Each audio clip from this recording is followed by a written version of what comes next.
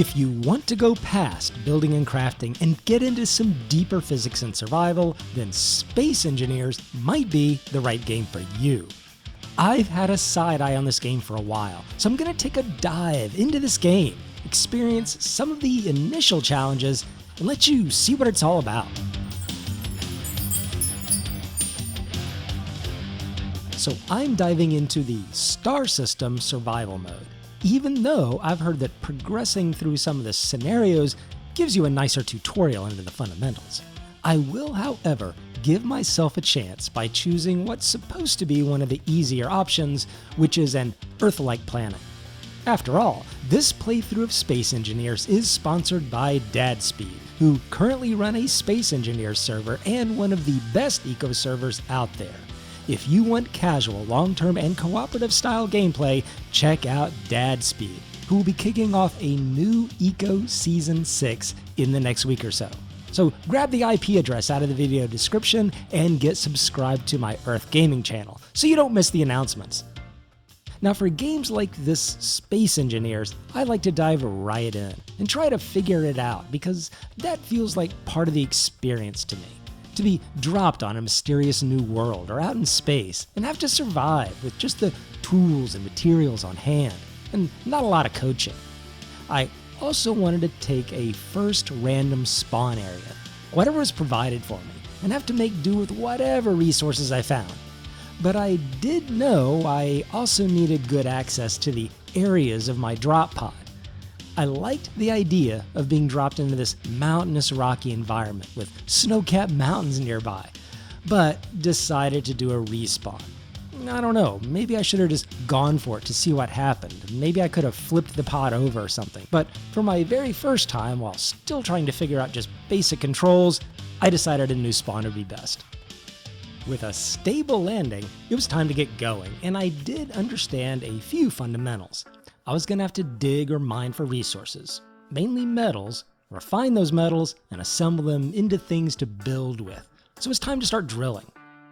The survival module in my drop pod would give me the elementary capability to refine and create enough items to actually build a proper refinery and assembler. While I was drilling down to better rocks and doing some refining, I noticed an unknown signal on the horizon. So using the jetpack and ample hydrogen fuel provided initially, I checked it out. These little satellite things turn out to be great resources. You can find unusual items, some pre-assembled products in the storage compartments, and other kinds of tools, and can even deconstruct the pod itself with a grinder to get some raw steel plates, which I realized that later. So these were good. I was going to try to gather as many of these as possible. But the first actual thing I needed to build for myself was a wind turbine for power, and I wanted to build it up high on a scaffold. The height was because I heard that the higher you place the turbine, the more power it will generate.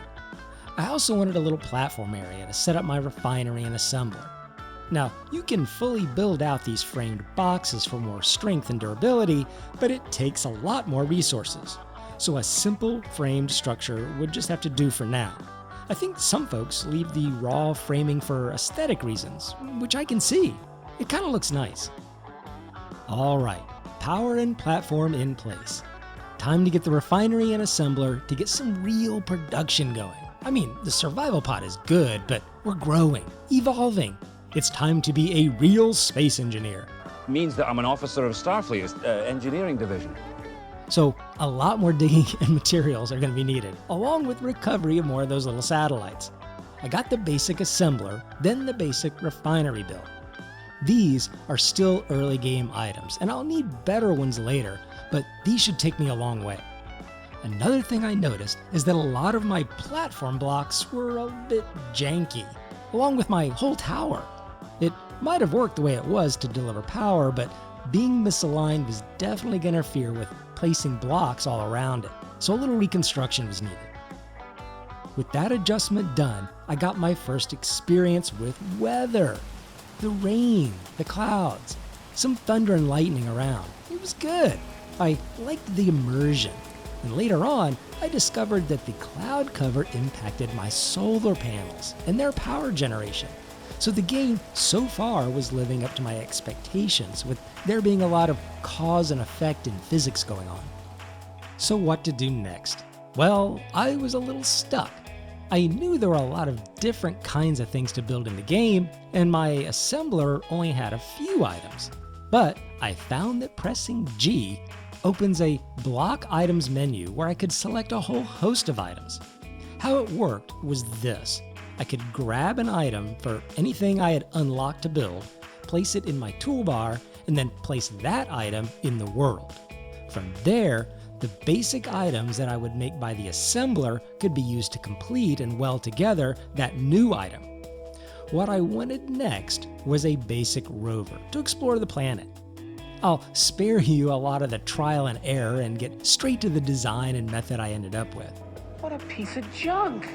I determined I needed a cockpit of some sort, some batteries to power the thing, some solar panels to keep the batteries charged, some storage, and some wheels, which turned out to be self-powering with internal motors.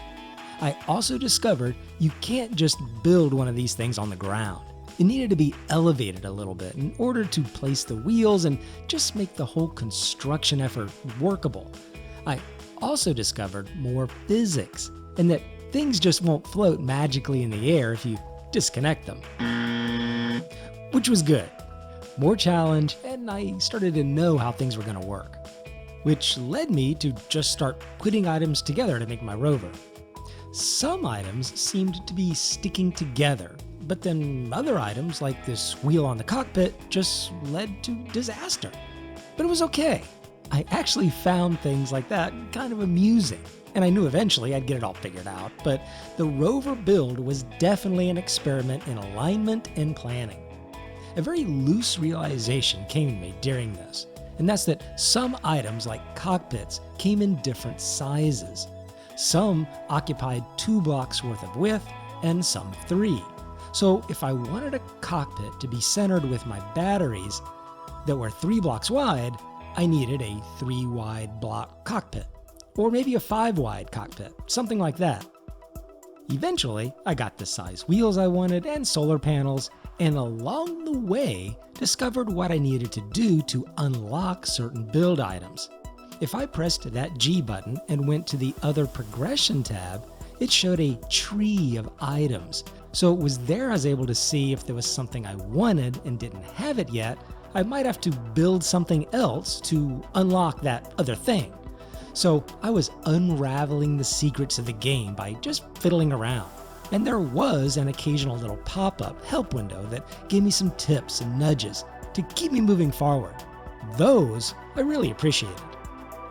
Now, what you didn't see, but would have seen if I had had the camera rolling, was the maiden voyage of my first rover, where I promptly went flying across the plains and hills, caught a little too much air, and promptly rolled the thing over, where it came to rest flat on its top with the wide flat solar panels. I tried to move and reconstruct some things to salvage it, but there was no use. It was like a turtle on its back, and there was no saving it, at least not right now. So back at the base, it was Rover Build version 2.0. And this one obviously came together much quicker and better than the first. With this rover, I took a long drive out, searching for an ice lake. Why do you ask? The reason is that I had almost completely gone through my limited hydrogen supply that was given to me when I started the game.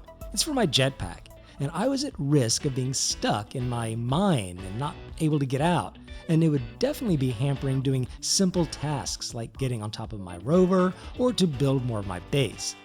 So I needed ice to make hydrogen. It was critical. I liked having a major survival task that I had to do in front of me, and after visiting a desert and some grasslands, harvesting a couple satellites, mining some purer rocks, I came back to my base, where I immediately broke my second rover.